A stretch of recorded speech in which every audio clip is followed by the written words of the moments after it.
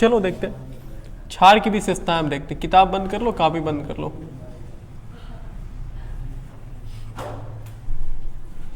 क्षार की विशेषताएं,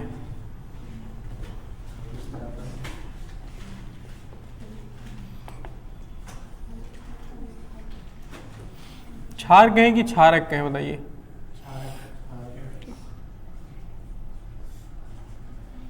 क्षारक की विशेषताएं, क्योंकि क्षारक में क्षार भी आ जाएगा ना, बोलिए। लेकिन क्षारक में क्षार में क्षारक नहीं जा सकता, कुछ जरूरी नहीं है। तो इसकी कितनी विशेषता होती है? पहले तो दो, इसको दो भागों में बांट देंगे ना। एक कौन सी विशेषता, बोलो। अम्ल की बात अगर सोचो, जैसे भौतिक और रासायनिक ना, इसमें देखते हैं भौतिक विशेषताएं, एक होता है भौतिक विशेषताएं और एक होता है रासायनिक विशेषताएं। तो सबसे पहले हम क्या पढ़ेंगे? भौतिक विशेषताएं।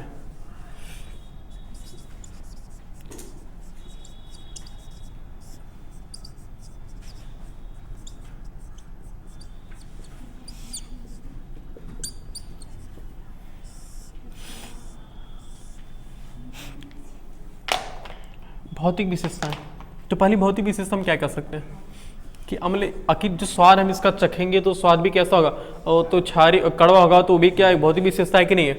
यानी पहली तो ये विशेषता कर सकते हैं कि अम्ल क्या होता, अम्ल है जी, क्षारक स्वाद में कैसे होते हैं, स्वाद में तीक्ष्ण, जिसे हम कड़वा बोल सकते हैं ना, स्वाद में तीक्ष्ण ब्रैकेट में कड़वा होता है। और क्या चीज,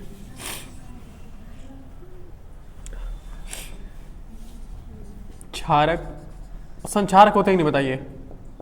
संक्षारक मतलब समझते हो ना? हाँ, मतलब अच्छा, संक्षारक मतलब कि घातक, यानी कि हाथ को जला सकते हैं, पेपर हो या फिर कोई कपड़ा हो, सबको क्या करते हैं, जला देते हैं। तो क्षारक अम्ल की भांति कम संक्षारक होते हैं ना, संक्षारक होते हैं लेकिन अम्ल की भांति कम संक्षारक होते हैं, अम्ल की अपेक्षा, भांति नहीं, अम्ल की अपेक्षा कम संक्षारक होते हैं।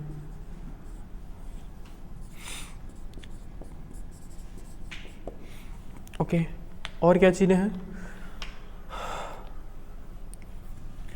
और जानते हो इसको टच करने पर ना कैसा लगता है, साबुन नहीं जैसा होता है, चिपचिपा ऐसा होता है। तो क्षारक स्पर्श करने पर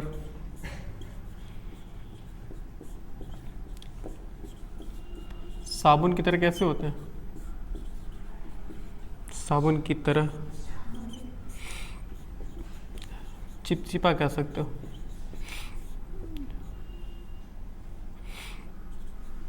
चिपचिपे होते हैं, मुलायम लिख रहे थे ना, की तरह मुलायम, मुलायम होते हैं। और इसकी विशेषताओं के बारे में क्या कहना चाहोगे? इसकी विशेषता एक और है कि इसमें से भी जानते हो, इसमें से भी ना विद्युत क्या होती है, विद्युत धारा प्रवाहित हो सकती है। यानी कि क्षार से भी, जैसे अम्ल से विद्युत धारा क्या होती है, प्रवाहित हो सकती है ना, उसी तरह से क्षार से भी विद्युत धारा प्रवाहित हो सकती है। क्या अम्ल में नहीं लिखवाए थे? लिखवाए होंगे, मैंने एक टॉपिक ऐसे एरो बना के साथ लिखवाया था, ऐसे एरो बना करके। हाँ बिल्कुल होता है, शायद हो, लेकिन हमने, मुझे याद है जी कि हम इसे तीर बना के देखना है। क्षारक, क्षारक का जली विलयन, जली विलयन, लेकिन ये अम्ल की अपेक्षा क्या होते हैं, अम्ल की अपेक्षा कम होते हैं। क्षारक का जली विलयन विद्युत धारा का सुचालक होता है, विद्युत धारा का सुचालक होता है। जानते क्यों होता है? क्योंकि अच्छा, धारा प्रवाहित होने के लिए क्या चाहिए, आयन चाहिए ना। ऐसा मान लो कि बीकर है, इस बीकर में क्या है, कोई एक क्षार बताओ, NaOH कोई क्षार है ना, ये तो प्रबल क्षार है। तो अगर इसको जब पानी में डालेंगे तो ब्रेक हो जाएगा, टूटता ना किसमें, Na प्लस और प्लस OH माइनस, मतलब प्लस धनायन है कि नहीं है, तो धनायन आयन है, बस उसे आयन चाहिए, वो भी धनायन चाहिए, तो धनायन है तो क्या होगा, इससे विद्युत धारा प्रवाहित होगी, विद्युत धारा क्या होगी, प्रवाहित होगी। प्रवाहित होने का मतलब समझ रहे हो, प्रवाहित होने का मतलब कि ऐसे, अगर मान लो कि देखो इसका एक्सपेरिमेंट कैसे किया जाता, हालांकि में पॉसिबल नहीं हमारे पास, देखो वैसे ये ऐसे मान लो कि हमारे पास एक क्षार है, ऐसे लिखते हैं तनु H NaOH, मतलब क्या, तनु मतलब क्या होता है, जिसमें पानी मिला होता है ना, तो ये तनु NaOH है, मतलब इसमें क्या है, NaOH का जल विलयन है, ठीक है। ओके, हमारे पास एक बैटरी है, बैटरी देखो, हाँ जितनी वोल्ट की कहा लो इसे, ठीक है ना, एक बैटरी है हमारे पास, जिसमें एक धनायन होता है, दूसरा क्या होता है, ऋणायन होता है ना, तो एक पॉजिटिव एक नेगेटिव है। तो अब क्या करते हैं, इसमें एक देखो धनायन वाले से एक तार निकालते हैं और इसको हम एक बल्ब से जोड़ देते हैं,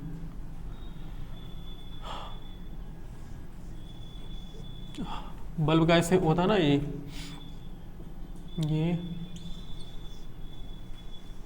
ऐसे होता सिंबल होता है ऐसा ना बल्ब का, और यहाँ से ऋणायन से हम एक तार निकालते हैं, यहाँ एक स्विच लगा देते हैं, स्विच अभी ऑफ है, ऑन नहीं है, तो हम एक यहाँ लगा देते, एक तार यहाँ लगा देते हैं, दोनों सटे नहीं आपस में दोनों को हमने तनु NaOH में डाल दिया है, तो जैसे हम स्विच ऑन करेंगे तुरंत बल्ब क्या हो जाएगा, बल्ब ग्लो करना शुरू, जलना शुरू हो जाएगा। कैसे,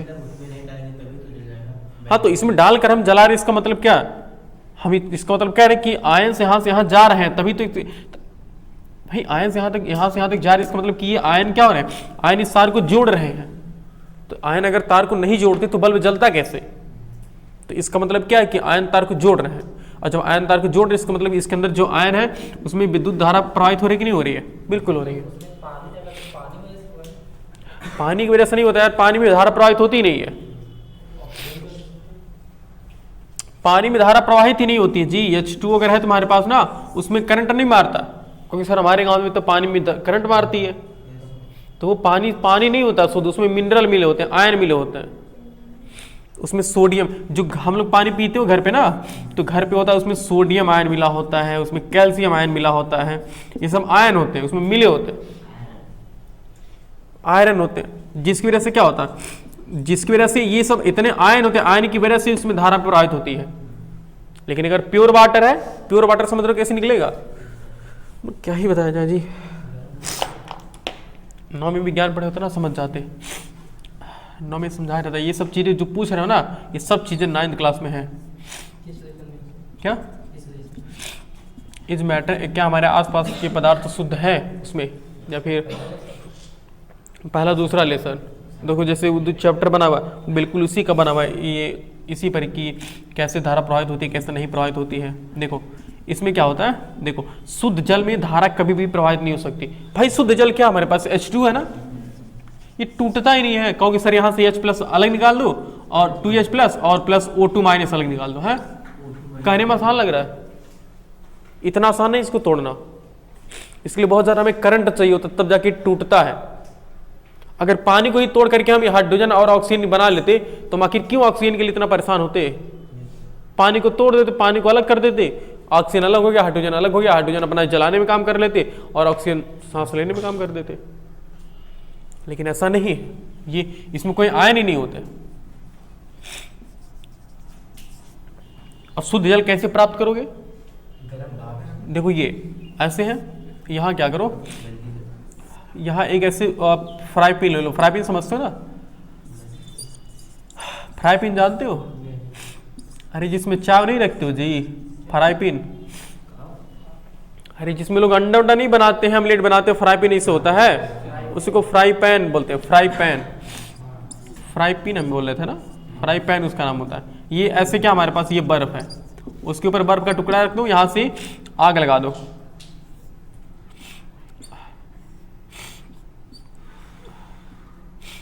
आग लगाने पर एक शायरी मैं सुना रहा हूँ अभी, बहुत अच्छी शायरी,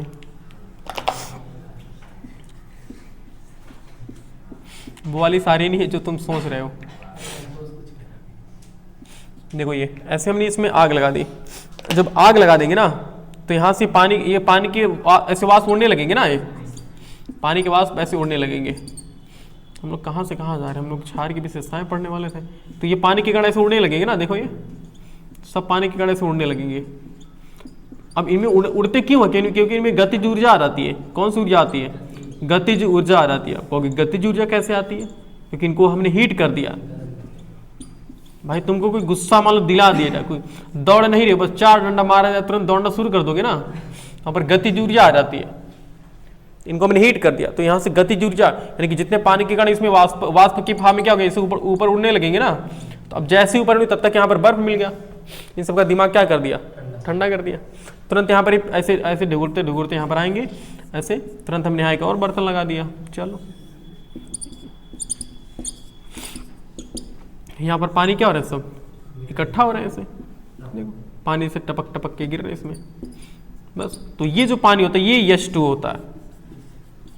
अब लोग इसमें करंट फैलाते रहो, कुछ इसमें करंट फ्लो ही नहीं करेगा, तुम्हें लाइन मारेगी नहीं। लाइन तो इस नॉर्मल पानी मारती है ना, इसमें जिसमें आयंस मिले रहते हैं, मिनरल्स जिसमें मिले रहते हैं, कहते हैं मिनरल वाटर, वाटर नहीं मिनरल वाटर, उसमें मिनरल होते हैं। मिनरल मतलब खनिज धातु आयन होते हैं जो, वो सब मिले रहते हैं। जैसे कैल्शियम हो गया, आयरन हो गया, सोडियम हो गया, ये सब मिले रहते हैं उसमें, वो आयन उसमें मिले रहते हैं। तो आयन मिलने की वजह से उसको मिनरल वाटर बोलते हैं। तो ये मिनरल वाटर नहीं, ये प्योर वाटर H2 है। जो डॉक्टर में सुई लगाता वो थोड़ा सा ड्यूटेरियम ऑक्साइड, वो D2O होता है। हाँ वो D2 होता है। हाइड्रोजन के 3 होता है, ट्राइटियम, प्रोटियम और ड्यूटेरियम। 3 ट्राइटियम, प्रोटियम, ड्यूटेरियम 3 तरह के होते हैं। तो वहाँ ड्यूटेरियम ऑक्साइड होता है। जो डॉक्टर लोग हमको सुई नहीं लगाते पानी मिला करके, तो ड्यूटेरियम हाइड्रोक्साइड होता है। तो ये जो जल आएगा ना इसमें पानी भी, इसमें ये जो जल आएगा इसमें आयन होंगे नहीं बिल्कुल, और जब आयन नहीं होंगे तो हमें करंट बिल्कुल नहीं मारेगा इसमें। समझ पा रहे हो? तो ऐसे होता है। हाँ तो यहाँ से पता चल जा रहा है ना, यहाँ से पता चल जा रहा है कि क्षार में क्या होते हैं, क्षार में आयन होते हैं, जिसकी वजह से क्या होती है विद्युत, क्षार में आयन होने की वजह से ही क्षार क्या होता है, विद्युत धारा का क्या होता है, सुचालक होता है, यानी कि उसमें धारा प्रवाहित होती है। समझ रहे हो?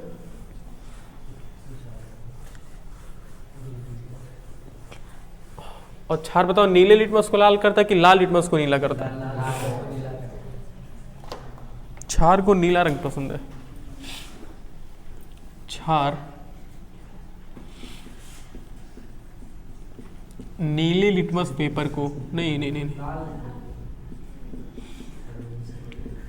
लाल लिटमस पेपर को किस में चेंज कर दें, लाल लिटमस पेपर को नीला कर देते हैं, नीला कर देते हैं। ये क्षार क्या करते हैं, लाल लिटमस पेपर को नीला कर देते हैं। और एक लिटमस पेपर होता है और एक लिटमस विलयन होता है, जो लीचन पेड़ से निकाला जाता है। लीचन, इससे लिटमस नहीं होता, ये लिटमस कहाँ से होता है, लीचन एक पेड़ होता है, उस लीचन पेड़ से ही निकाला जाता है। जैसे ताड़ के पेड़ से ताड़ ही निकाला जाता है, खजूर के पेड़ से ताड़ी निकाले जाते हैं ना, उसे रस होता है एक तरीके से वो, तो उसी तरह से लीचन एक होता है। तो लीचन से ही लिटमस लिटमस विलयन निकाला जाता है, उसे लिटमस सॉल्यूशन बोलते हैं। तो ये लिटमस सॉल्यूशन बोलते हैं, लिटमस विलयन बोलते हैं उसे। तो लिटमस विलयन मतलब पानी की तरह होता है, उसका कलर जानते हो कैसा होता है, पर्पल कलर होता है, मतलब बैगनी कलर का होता है। कैसा होता है, बैगनी कलर। अगर हम देखो लिटमस विलयन को क्षार नीला कर देता है, नीला कर देता है, मतलब बैगनी है भाई साहब को क्या कर देगा, नीला कर देगा। चाहे लिटमस पेपर रहे, चाहे लिटमस सॉल्यूशन रहे, चाहे लिटमस पेपर रहे, चाहे लिटमस विलयन रहे, उन सबको क्या कर देगा, क्षार उन सबको क्या करता है, नीला कर देता है। क्या अम्ल इसको लाल कर देगा, और क्या, अम्ल बैगनी को लाल कर देगा, और क्या। क्षार नीला करता है और बैगनी क्या करता है, उसको उल्टा। अम्ल उसे लाल कर देता है और बैगनी, हाँ अम्ल लिटमस विलयन को लाल कर देता है, जबकि क्षार लिटमस विलयन को किस में करता है, नीले में पर कन्वर्ट करता है, परिवर्तित कर देता है। तो ये इतनी हमारे पास कौन सी विशेषता है, ये सब भौतिक विशेषताएं। ओके, 6 काफी विशेषताएं भौतिक। और रासायनिक विशेषताएं देख लेते हैं। रासायनिक विशेषताएं,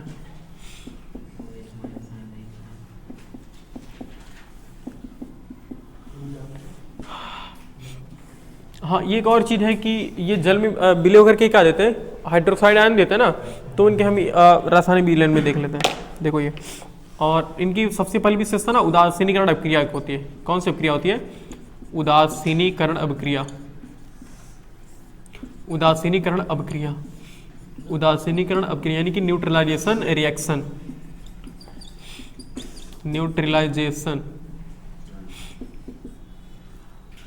न्यूट्रलाइजेशन रिएक्शन यानी कि उदासीनीकरण अभिक्रिया। उदासीन मतलब क्या होता है? ना तो वो अम्लीय होता, ना तो वो क्षारीय होता, बिल्कुल वो लवण की तरह होता। यानी कि अम्ल क्या करता है? अम्ल क्षार के साथ अभिक्रिया करके, यानी कि क्षार, हमें क्षार की बात, क्षार पढ़ रहे हैं ना, तो लेकिन कि क्षार, क्षार, अच्छा अम्ल कैसा होता है? अम्ल एक संक्षारक होता है ना, और क्षार भी कैसा होता है? संक्षारक। तो क्षार और अम्ल दोनों संक्षारक होते हैं, दोनों मिलकर के क्या बना लेते हैं? उदासीन हो जाते हैं। क्षार अम्ल के साथ अभिक्रिया करके, अम्ल के साथ अभिक्रिया करके, अम्ल के साथ अभिक्रिया करके अम्ल की संक्षारकता को, अम्ल की संक्षारकता, अम्ल की संक्षारकता को समाप्त कर देता है, समाप्त कर विलयन को उदासीन कर देता है, विलयन को उदासीन कर देता है। अब देखो ये हमें बात कंफर्म नहीं कि कौन किसको उदासीन करता है, कि क्षार अम्ल को उदासीन करता है कि अम्ल क्षार को उदासीन करता है। तो तुम्हारे जैसा मन करे वैसा लिख सकते हो कि अम्ल क्षार से, क्षार अम्ल के साथ अभिक्रिया करके अम्ल की संक्षारकता को क्या करता है? समाप्त कर देता है, समाप्त कर विलयन को उदासीन कर देता है। या फिर ऐसे कर सकते हो कि अम्ल क्षार के साथ, क्षार के साथ, अम्ल क्षार के साथ अभिक्रिया करके क्षार की संक्षारकता को समाप्त कर विलयन को उदासीन कर देता है। बात दोनों के लिए सेम है। मतलब यहाँ याद रखने वाली ये बात है कि अम्ल क्षार के साथ अभिक्रिया करके क्या करता है? उस विलयन को उदासीन कर देता है। उदासीन करने का मतलब कि अम्ल प्लस क्षार दोनों अभिक्रिया करके क्या बनाते हैं? लवण बनाते हैं तथा जल बनाते हैं। इस अभिक्रिया को हम कौन सी अभिक्रिया बोलते हैं? उदासीनीकरण अभिक्रिया बोलते हैं। कौन सी अभिक्रिया बोलते हैं? उदासीनीकरण अभिक्रिया बोलते हैं। कि अम्ल को हम क्षार के साथ अभिक्रिया करेंगे तो अभिक्रिया कैसा, और जो उस तरह से प्रोडक्ट बनेगा वो कैसा रहेगा? लवण रहेगा, और क्या बनता है? जल बनता है। एक छोटा सा एग्जाम्पल लिखते हैं, बाकी इसके हम और एग्जाम्पल लिखेंगे। जैसे हमारे पास है अम्ल क्या है? एक HCl ले लेते हैं जो कि एक्वस है, यानी कि एक्यू मतलब क्या? जलीय विलयन, और प्लस क्षार यानी कि NaOH, ये भी एक्वस है यानी कि क्या? जलीय है। दोनों को मिला देंगे तो बताओ कौन किस में टूटता है? तो HCl किस में टूटता है? H प्लस और Cl माइनस में। और यहाँ NaOH किस में टूटता है? Na plus plus OH minus में टूटता है। तो यहाँ पर यानी किसके साथ अभिक्रिया कर लेता है? क्लोरीन के साथ। अब कहोगे सर यहाँ क्यों करता है? जब बेचारा इसके साथ खुश था, इसके साथ ही खुश था, तो दोनों को हमने मिला दिया तो क्या हो गया?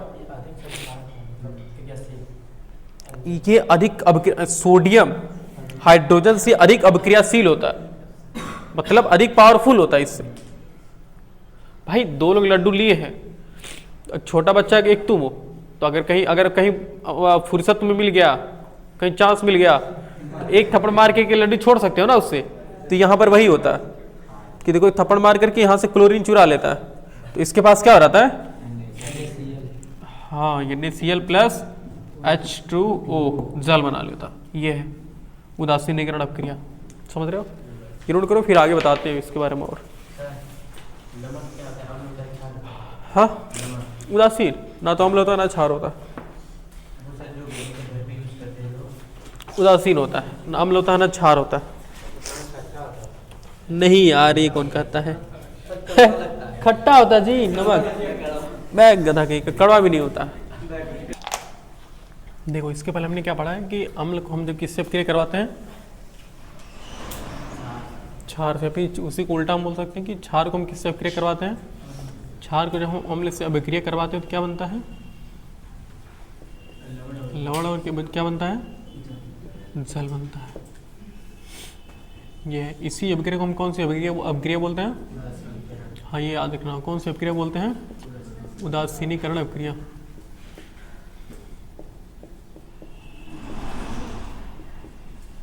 उदासीनीकरण अभिक्रिया बोलते हैं।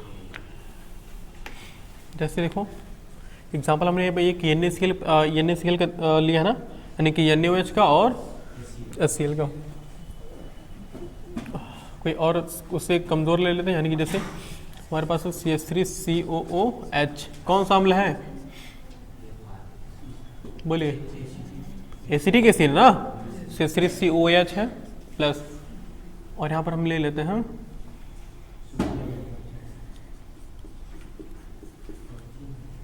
क्या है ये, कैल्शियम हाइड्रोक्साइड है ना। तो देखते हैं कौन किस में टूटता है। तो यह है सोडियम इसका नाम क्या, एसिटिक एसिड है ना। एसिटिक एसिड किस में टूटेगा? देखो CH3COO पर एक माइनस और प्लस H, हाँ सही तो है, प्लस H प्लस, यह यहाँ पे हाइड्रोजन आयन निकलेगा और यहाँ से हाइड्रोक्साइड आयन निकलेगा ना। यानी कि देखो कैल्शियम ऑक्साइड की कैल्शियम की वैलेंसी कितनी होती है, संयोजकता 2 होती है ना। तो Ca2 प्लस और यहाँ पर 2 क्या है, OH माइनस। अब क्रिया यानी कि Ca किसके साथ अब क्रिया करा लेगा, इसके साथ ना, एसीटेट बोलते हैं। तो इसे बोलते हैं CH3COO का whole twice Ca, calcium acetate बोलते हैं। क्यों? क्योंकि Ca की कैल्शियम की वैलेंसी कितनी है, संयोजकता 2 होती है, और यहाँ पर एसीटेट यानी कि CH3CO की संयोजकता कितनी होती है, 1 होती है ना।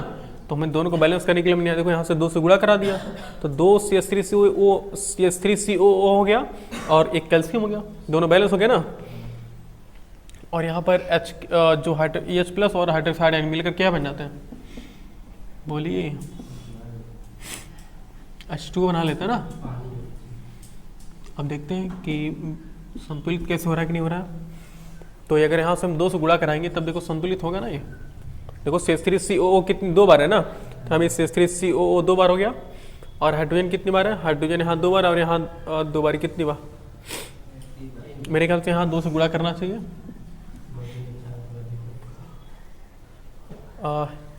सही हो गया, बैलेंस है ये।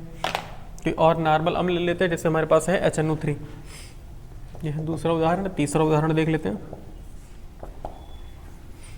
HNO3 नाइट्रिक अम्ल है, इसको हम कराते हैं KOH से, यानी कि पोटेशियम हाइड्रोक्साइड। तो इसको हम अगर अब क्या करवाएंगे तो देखते हैं किस में टूटेगा, बताओ। HNO3 किस में टूटता है, H प्लस में, और प्लस CNO3 माइनस में टूटता है। और KOH किस में टूटेगा, K प्लस और प्लस OH माइनस में। तो यहाँ पर क्या हो जाएगा, KNO3 हो जाएगा, पोटेशियम नाइट्रेट हो जाएगा ना। इसे हम बोलते हैं KNO3 और प्लस H2O। इसका नाम क्या रहता है, पोटेशियम नाइट्रेट। इसका नाम रहता है पोटेशियम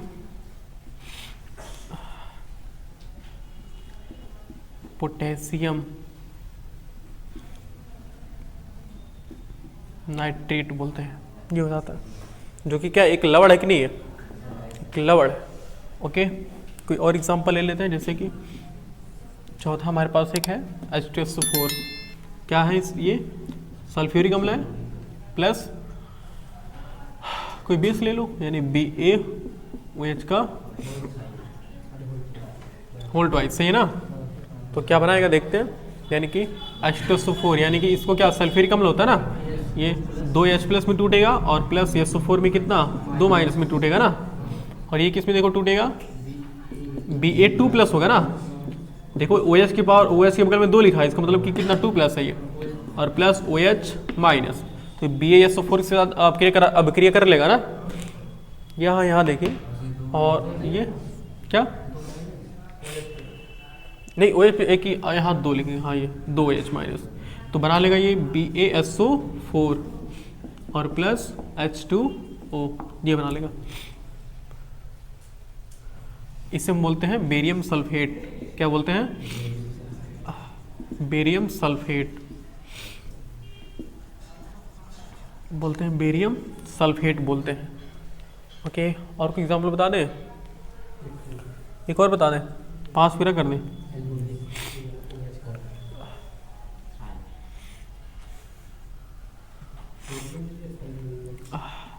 यानी HCl, HCl मतलब क्या, हाइड्रोक्लोरिक अम्ल, और प्लस AlOH का होल थ्राइस। अब क्रिया करवाएंगे, देखो किसमें कौन टूटता है, यहाँ HCl किसमें टूटेगा, H प्लस HCl माइनस में। ये तुम्हें सोचना पड़ेगा, कई बार इसको लिखोगे ना ऑटोमेटिक तुम्हें याद हो जाएगा ये। और एल्युमिनियम हाइड्रोक्साइड देखो किसमें टूटेगा, देखो Al3 यहाँ पर, इसका मतलब इसकी बैलेंसी कितनी होती है, तो Al3 प्लस और प्लस OH एक ही होगा ना जी, हाँ 3 OH है ना, तो 3 OH माइनस। ओके, अभी कौन किसके पास जाएगा, Al किसके पास जाएगा, Cl के पास जाएगा ना। अब सोचो जरा, इसकी संयोजकता 3 है, उसकी संयोजकता कितनी है, 1 है, तो कितने की जरूरत है अभी, 2 के मतलब 3। यहाँ पर कितने Al के साथ कितने क्लोरीन होने चाहिए, 3, तो क्या बना लेगा AlCl3, AlCl3 और प्लस क्या बना लेगा H2O। जहाँ AlCl3 क्या है, एक साल्ट है कि नहीं, मतलब एक लवण है कि नहीं है, बिल्कुल है, नोट करिए जल्दी से।